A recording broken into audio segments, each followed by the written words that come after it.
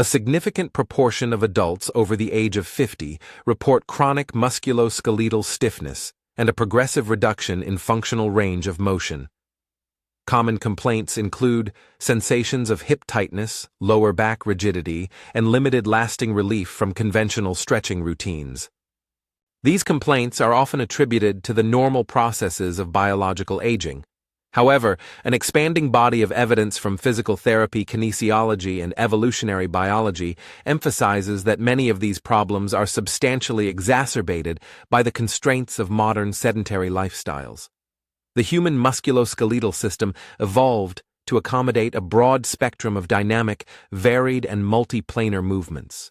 By contrast, contemporary life frequently confines individuals to a narrow repertoire of repetitive motions, prolonged sitting, habitual walking on flat, predictable surfaces, and linear lifting patterns, thereby depriving joints, muscles, and neural pathways of the diverse stimuli required to maintain robust function.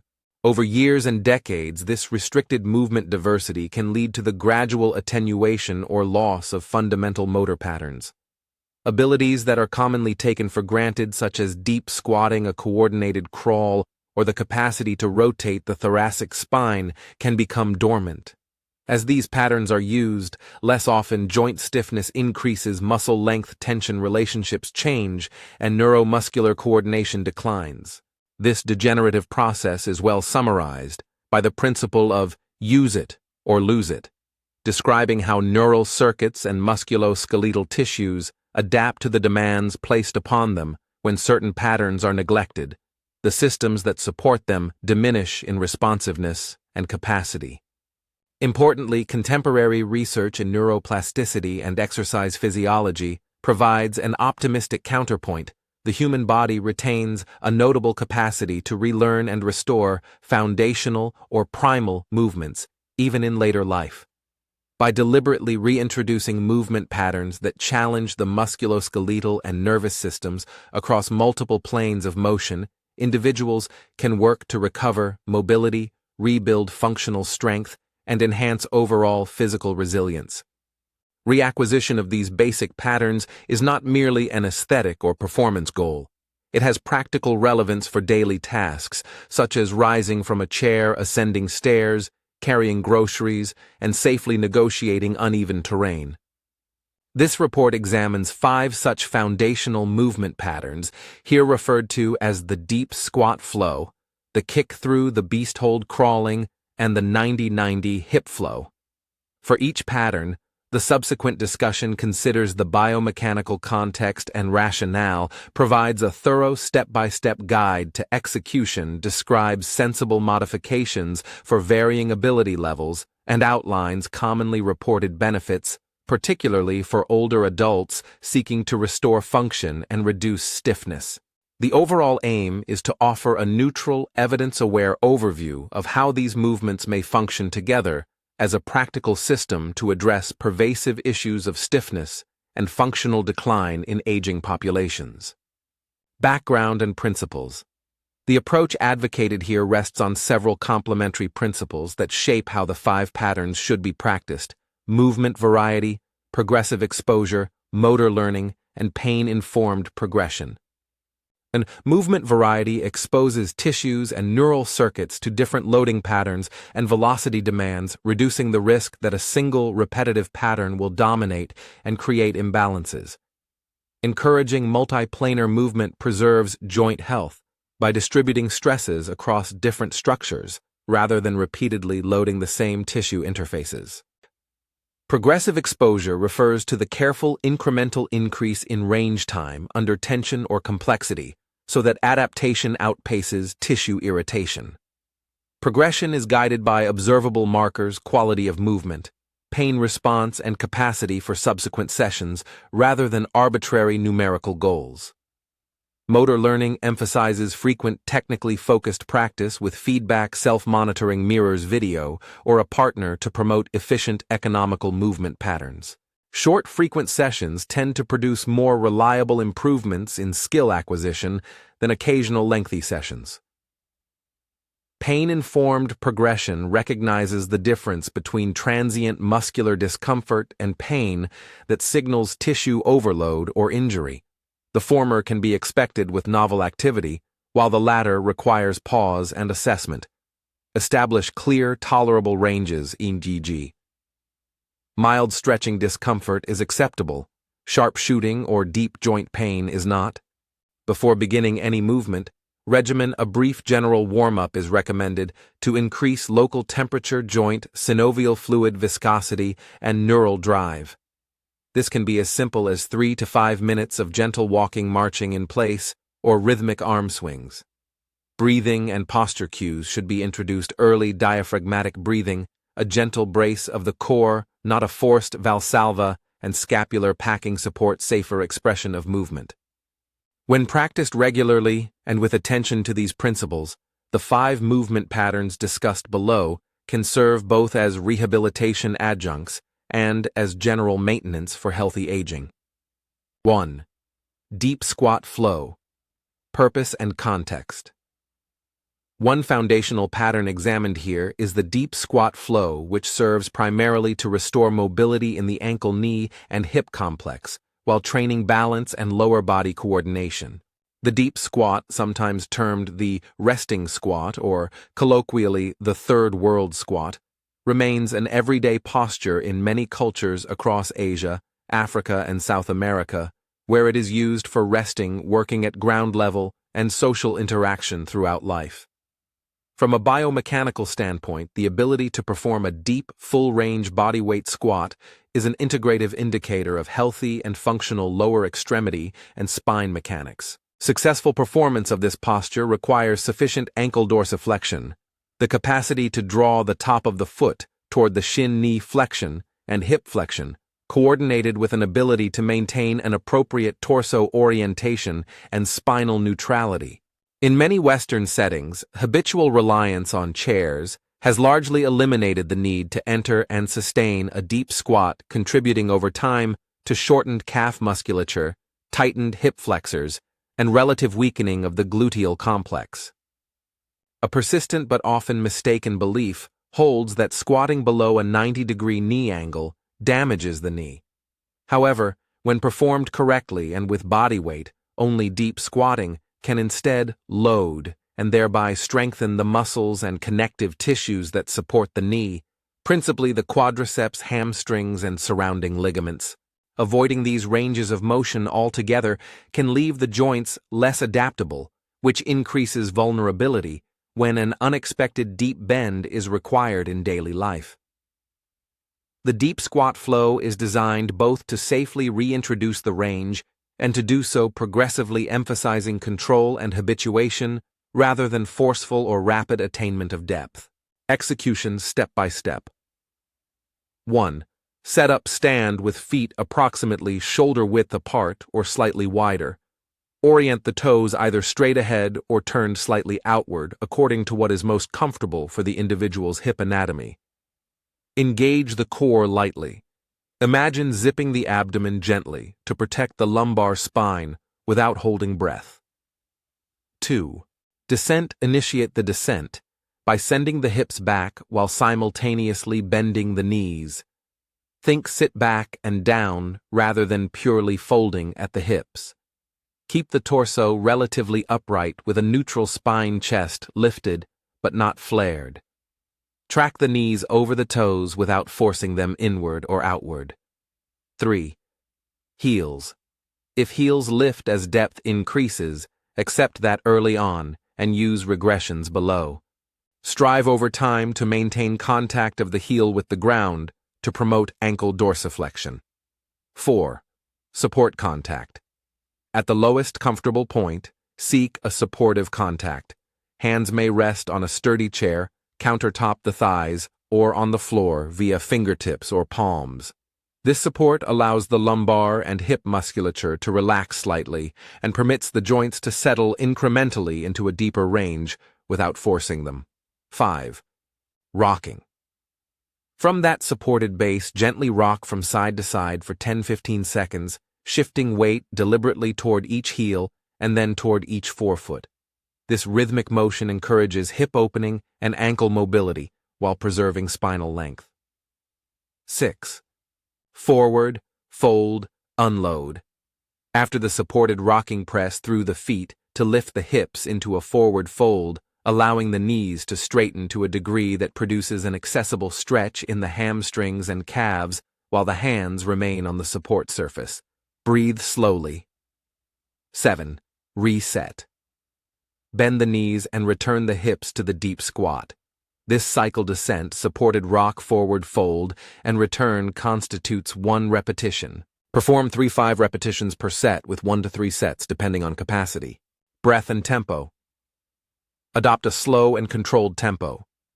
3-5 seconds to descend, 10 to 15 seconds for the supported rock, 3 to 5 seconds for the forward fold, and 3 to 5 seconds to return.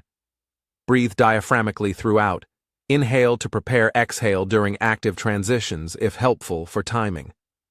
Emphasize relaxed breathing to avoid unnecessary intra-abdominal pressure spikes. Common regressions and progressions. Regressions limit depth. Perform the movement seated on a low box or bench to train hip hinge and descent mechanics. Elevate the heels on a small plate or wedge to compensate for limited dorsiflexion. Use a suspension strap or hold a solid support at chest height. Focus on ankle mobilizations separately. Calf stretches, knee-to-wall ankle dorsiflexion drills. Progressions remove hand support. Maintain flat heels throughout the descent. Lengthen bottom hold to 30 to 60 seconds. Add a light goblet load at the chest to increase strength stimulus. Perform controlled tempo eccentrics to build eccentric control. Combine with walking lunges to integrate the range into locomotion. Common errors and corrections. Knees caving inward, engage the glute medius by consciously pressing knees slightly outward. Use banded squats as corrective and cue tracking. Excessive forward torso, lean cue, chest up, and weight shifting back. Pelvic tilt awareness can help. Breath holding remind to breathe rhythmically to avoid unnecessary intrathoracic pressure spikes. Reported benefits: improvements in ankle dorsiflexion, increased hip and knee joint mobility, reduced lower back tension through lumbar decompression in the upright portion, and enhanced functional strength of the gluteus maximus and quadriceps. Translational benefits include improved performance in rising from chairs, climbing stairs, and picking up objects from the ground with reduced lumbar strain. Over time, improved tissue tolerance in these ranges may reduce the incidence of sudden strains that occur when an unexpected deep bend is necessary. 2. Kick-through. Purpose and context. Another foundational pattern is the kick-through, which specifically targets reintroduction of spinal rotation and coordinated multi-joint sequencing. Human movement naturally occurs across 3 primary anatomical planes: the sagittal plane, forward and backward motion, the frontal plane, side-to-side motion, and the transverse plane rotation. Many everyday activities, walking, sitting, lifting objects directly in front of the body, are dominated by sagittal plane mechanics. This habitual neglect of transverse plane motion can lead to stiffness, particularly in the thoracic spine, the upper and mid-back. When thoracic rotation is restricted, adjacent structures such as the lumbar spine and the shoulder complex often compensate for the missing rotation, and this maladaptive compensation is a common contributor to lower back pain and shoulder dysfunction. The kick-through is a dynamic multi-joint exercise adapted from movement disciplines that emphasize coordinated rotational sequencing. It is performed from a quadrupedal base and trains the shoulders, spine, and hips to operate as a cohesive rotational unit. Execution. Step-by-step 1. Setup. Start in a beast or quadrupedal position, hands under shoulders, knees under hips, back flat and parallel to the floor. Press the hands and toes into the ground, engage the core lightly, and lift the knees 1-2 inches off the ground so the body is supported by hands and toes. 2. Initiate rotation. Choose a side to start. If rotating to the right, lift the right hand off the ground and pivot slightly on the ball of the left foot. 3. Kick-through. Allow the left leg contralateral to sweep beneath the body and extend outward to the right side in a controlled arc. As the leg moves through the hips, rotate and may drop slightly. The torso rotates and the chest opens to the moving side. 4. Return. Reverse the motion with control, bringing the extended leg back under the body and returning the lifted hand to the floor. 5. Repeat alternate sides in a smooth, continuous pattern, focusing on deliberate control rather than speed. Begin with 5 to 8 repetitions per side. Key cues. Move from the thoracic spine rather than forcing lumbar rotation. Maintain scapular stability. Avoid collapsing on the supporting side. Keep breath steady. Exhale during the transfer phase if it aids timing. Visualize threading the leg under the torso like passing through a narrow gate to emphasize control. Regressions and progressions. Regressions under switch. Rotate just enough that the moving knee tucks under toward the opposite elbow, no full leg extension. Limb lifts opposite arm and leg briefly to build stability. Perform on a slightly raised surface knee pads or soft mat to reduce discomfort. Progressions increase amplitude and speed while preserving control. Connect multiple kick-throughs to create flowing sequences. Introduce single-leg loadings in standing that mimic the rotational pattern. Integrate into animal flow sequences with rolls or transitions. Add isometric rotations with bands to build rotational strength. Common errors and corrections. Over-rotating at the lumbar spine cue. Rotate from the chest and use hands-on feedback or mirror. Loss of scapular control practice, scapular push-ups and serratus activation drills to strengthen shoulder stability. Too much neck tension. Keep the neck neutral and let eye gaze follow the chest rotation gently. Reported benefits: improved thoracic spine mobility, reduced compensatory rotational demand on the lumbar region, enhanced dynamic core strength and stability as the abdominal and oblique muscles modulate rotational control, and better proprioception and intersegmental coordination between upper and lower body segments. These translate to better control when reaching turning, twisting, and reacting to perturbations in daily life activities, such as reaching into the back seat, twisting to place an item on a shelf, or turning quickly to avoid a fall. 3. Beast hold, purpose, and context. A third core pattern is the beast hold, an isometric exercise designed to build foundational core stability.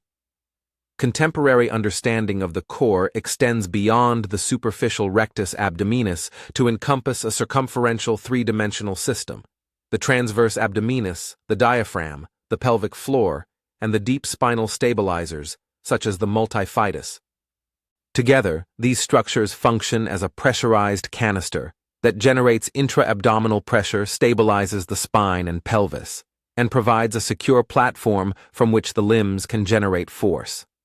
In many adults, particularly those with sedentary habits, these deep stabilizers become weak or inhibited, contributing to poor posture and increased susceptibility to lower back pain. Execution step by step. 1. Setup. Assume a quadruped position with hands directly under the shoulders, fingers spread to create a broad base, and knees under the hips. 2. Scapular packing. Press the palms into the floor, reach the shoulder blades down and slightly forward, engaging the serratus anterior and creating a stable shoulder girdle. 3. Core brace. Draw the navel gently toward the spine as if preparing for an external impact while maintaining normal breathing. Avoid rigid breath holding. Instead, practice diaphragmatic inhalation and controlled exhalation. 4. Lift knees. Raise the knees 1 to 2 inches off the ground, keeping the pelvis neutral and the spine flat. Maintain this elevated posture while breathing steadily. 5. Hold duration. Start with 20-30 seconds per hold. Rest and repeat 2 to 4 times depending on fatigue. Breathing and focus. Use nasal inhalation with diaphragmatic expansion and slow exhalation. Visualize a glass of water lying flat on the lower back to avoid excessive lumbar arching or rounding. The aim is a firm but supple core. Avoid becoming rigid and breathless. Regressions and progressions. Regressions perform the setup without lifting knees. Hold for shorter durations, 10-15 seconds with more repetitions. Perform on forearms to reduce wrist discomfort. Use a pillow under the knees first to practice correct breath and bracing. Progressions increase, hold time toward 60-90 seconds with perfect form. Add shoulder taps, alternating hand lifts to tap opposite shoulder while minimizing torso rotation. Perform single leg lifts. Transition into crawling sequences to convert isometric stability into dynamic stability. Add light resistant band pulls to challenge anti-rotation. Common errors and corrections. Excessive dip or arch in the lumbar spine, cue pelvic neutral and shallow core engagement. Reduce knee lift if needed. Holding breath, re-establish breathing rhythm. Practice breathing while holding to normalize intra-abdominal pressure. Wrist pain, make a fist and hold on knuckles or use push-up bars to align wrists neutrally. Reported benefits. Activation of deep core networks responsible for spinal stabilization, improved posture, and a diminished risk of lower back pain during everyday tasks like bending and lifting. Additionally, the position strengthens the shoulder girdle and improves scapular control, which is beneficial for reaching and upper body tasks. Isometric holds also teach endurance in bracing, which carries over to longer activities such as gardening or carrying groceries. 4. Crawling purpose and context. Crawling represents a fourth foundational movement and is an especially powerful tool for re-establishing natural gait and coordination patterns. In early development, crawling is a critical motor milestone. It teaches the nervous system contralateral coordination, the coordinated activation of opposite arm and leg, which underpins efficient walking and running. This cross-lateral pattern also stimulates maturation of the corpus callosum, the neural bridge connecting the left and right cerebral hemispheres, thus facilitating improved interhemispheric communication and integrated motor planning. For adults, revisiting crawling is not a regression in maturity, but a practical retraining method. It can potentiate neural pathways that have become underused and rebuild the relationship between a stable trunk and mobile extremities. Crawling requires the core to maintain a stable platform, while the limbs move, thereby reinforcing the neurological linkage between stability and mobility that is essential for efficient ambulation and balance. Execution step by step. 1. Start position from the beast. Hold position, hands under shoulders, knees under hips, back flat knees, hovering 1-2 inches above the ground, prepare to move. 2. Leading pattern. Advance by simultaneously moving the right hand and left foot a short distance forward, small deliberate steps, then follow with the left hand and right foot. 3. Maintain form. Keep the back flat and core engaged to prevent hip rise or sag. Aim for continuous rhythmic movements rather than large, lunging steps. 4. Duration. Begin with 20 to 40 seconds of continuous crawling and progress towards 60 seconds or longer. 5. Variations. Crawl forward, backward, laterally, or in diagonal patterns to challenge different coordination demands. Incorporate turning and gentle diagonals to stimulate rotational control and adaptability. Regressions and progressions. Regressions baby crawl on hands and knees to reduce core load and focus on timing. Practice alternating limb lifts without forward movement to train sequencing. Perform short bursts rather than sustained crawling. Progressions bear crawl straighter legs to increase load on shoulders and posterior chain. Lizard crawl very low to the ground to increase hip mobility and upper body strength. Increase speed while preserving control. Integrate short sprints of crawling into a circuit. Add resisted crawling with a light sled or band. Common errors and corrections. Excessive hip rise, reduce step length, and emphasize core bracing. Cue belly button towards spine. Asymmetrical movement, slow down practice limb timing drills, and ensure equal weight distribution on hands. Neck tension, keep the head neutral, and look slightly ahead rather than craning upward. Reported benefits: enhanced upper and lower extremity strength, re-establishment of contralateral gait patterns with attendant improvements in walking economy and efficiency, and a sustained proprioceptive and neurological stimulus that supports balance and coordination. Practitioners often report greater ease during stair negotiation and carrying loads while walking. Regular crawling practice can also help mitigate deficits in dynamic balance that contribute to fall risk. 5. 90-90, hip flow, purpose, and context. The fifth movement. The 90-90 hip flow is dedicated to unlocking rotational capacity of the hip joint. The hip is a ball and socket joint designed for a comprehensive repertoire of motion flexion, extension, abduction, adduction, and crucially internal and external rotation.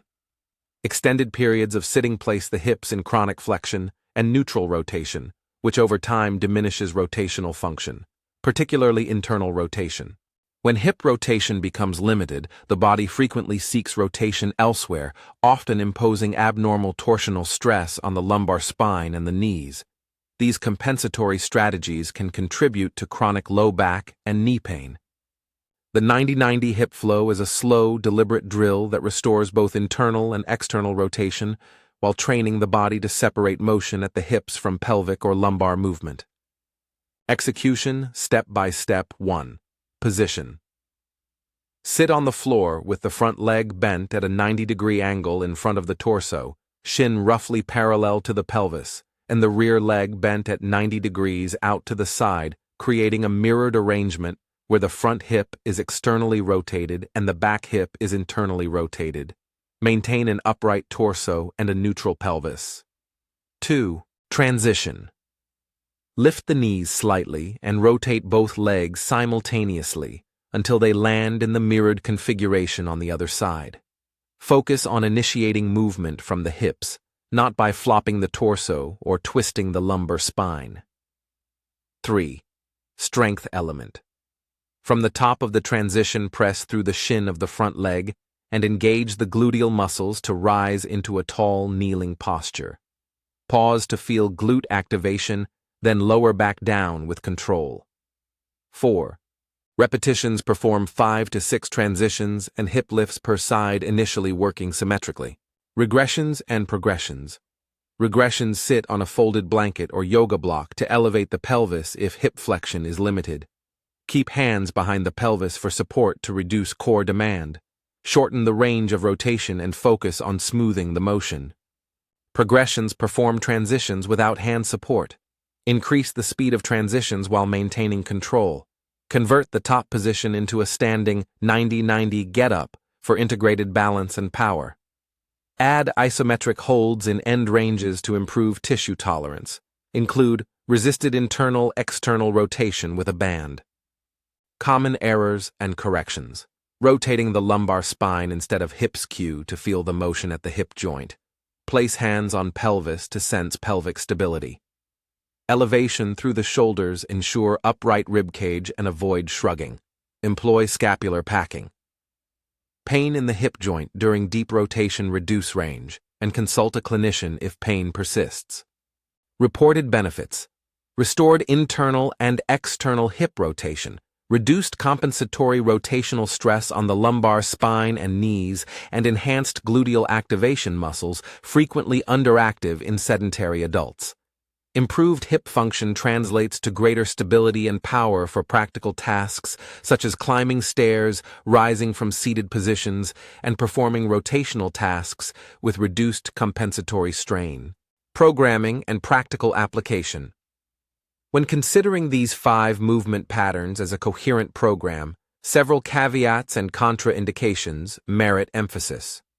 Although the deep squat flow, kick-through beast, hold crawling, and the 90-90 hip flow are beneficial for many adults, certain medical conditions require professional evaluation prior to attempting these drills. Individuals who have recently undergone hip, knee, or spinal surgery should receive clearance from their surgeon or a licensed physical therapist.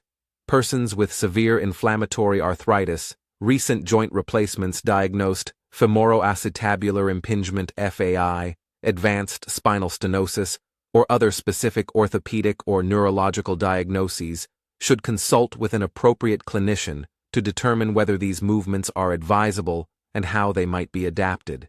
Additional caution is warranted for individuals with uncontrolled hypertension vestibular disorders, such as vertigo or significant balance impairments. Movements that require changes in elevation or extended proximity to the floor, such as deep squats and crawling, may pose elevated risk for dizziness, blood pressure spikes, or falls. A useful rule of thumb is to prioritize slow, controlled movement and to differentiate between the normal discomfort of muscular stretching and the sharp shooting or deep joint pain that signals injury or contraindication. When experiencing the latter, the movement should be discontinued and professional guidance sought. Sample introductory routine. For safe and effective implementation, begin with short practice sessions that emphasize technique over intensity. Even modest doses, 10 to 15 minutes a few times per week, can elicit meaningful improvements in mobility, strength, and confidence. Sessions can be structured around one or two of the movements per day or combined into a single circuit that cycles through a brief set of each pattern. An introductory routine might look like this. Warm-up, 3 to 5 minutes, gentle walking or marching shoulder rolls and ankle circles. Deep squat, flow. 3 rounds of 3 to 5 repetitions. Each rep includes descent, 10, 15 sec, supported rock forward fold. Beast hold 2, holds X 20, 30 seconds. Crawling 30 seconds, continuous forward or alternating. Kick through 5-8 per side, slow and controlled. 90-90. Hip flow 4 to 6 transitions per side with 1 hip lift per transition. Cool down, gentle standing hamstring and calf stretches, 2 minutes diaphragmatic breathing. Alternate formats include micro sessions, 2, 5, 8-minute bursts daily, morning and afternoon to counter prolonged sitting. Circuit format: perform 1 set of each movement back-to-back for 3 rounds, with minimal rest, to build endurance and integrate patterns.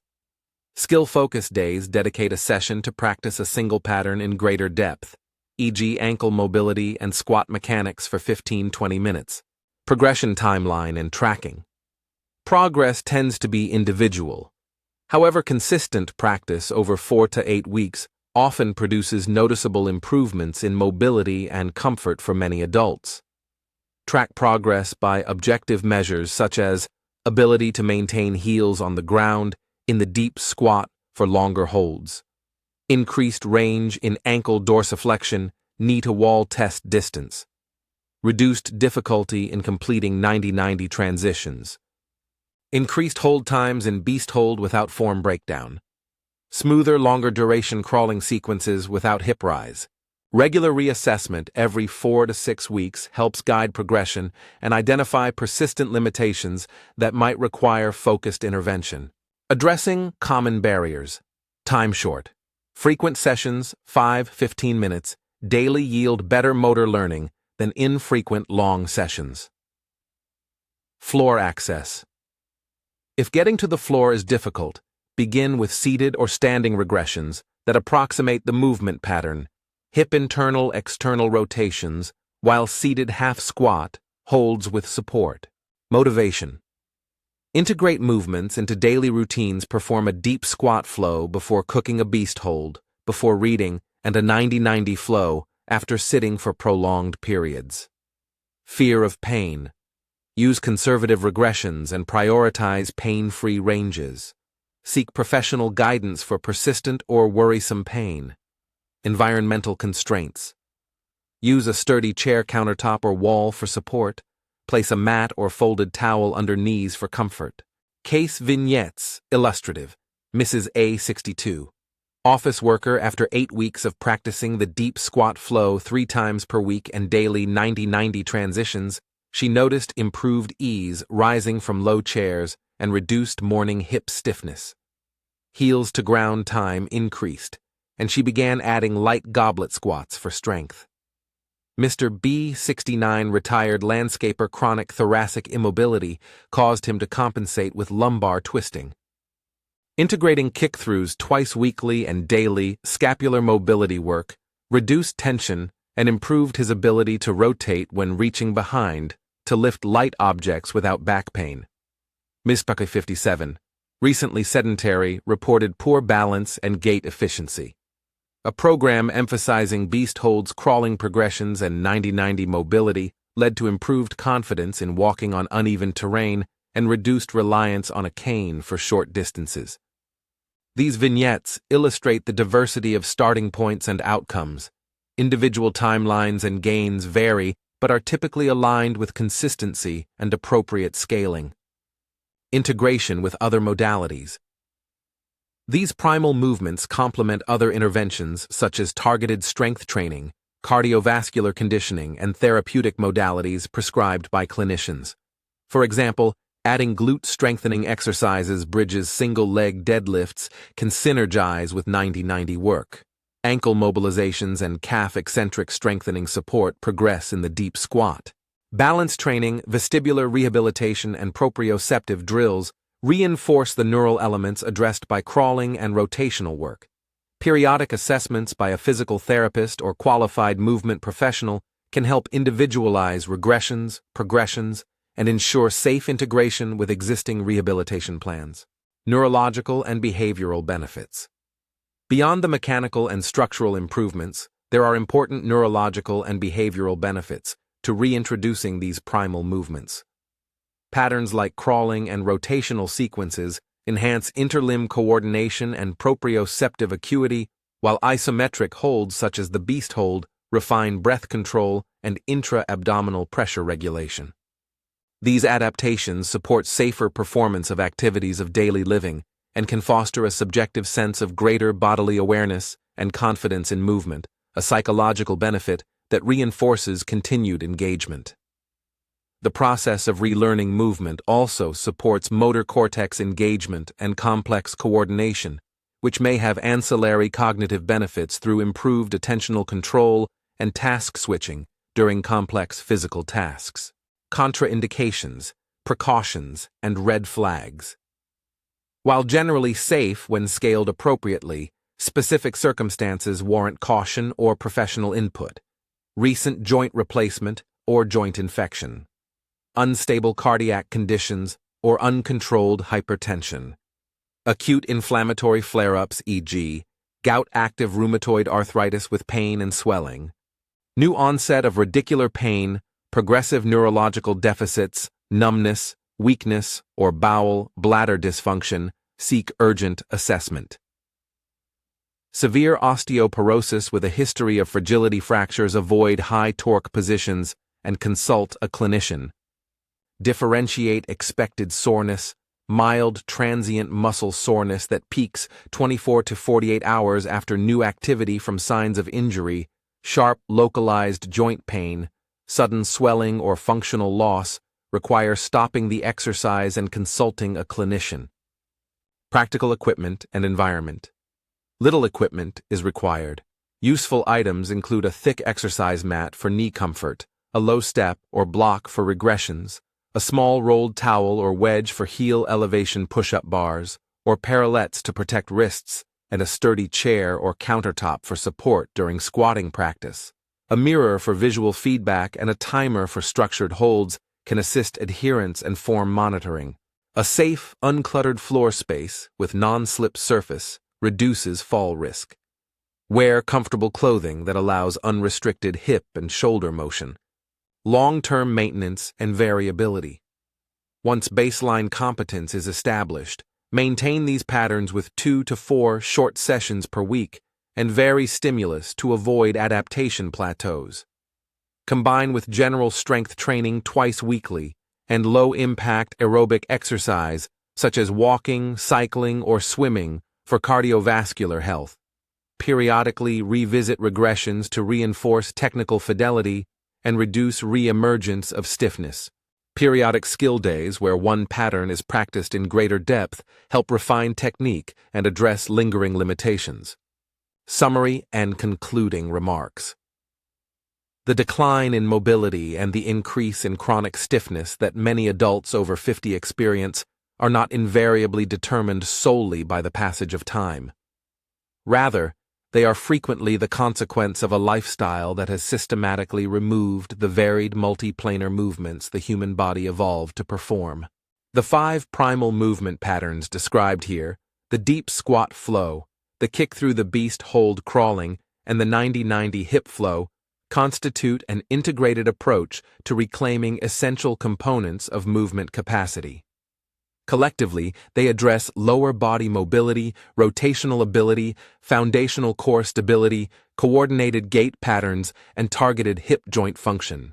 Incorporating these movements on a regular basis, even in short daily or weekly intervals, can produce noticeable improvements in functional strength balance mobility and the freedom to perform everyday tasks with greater ease and confidence.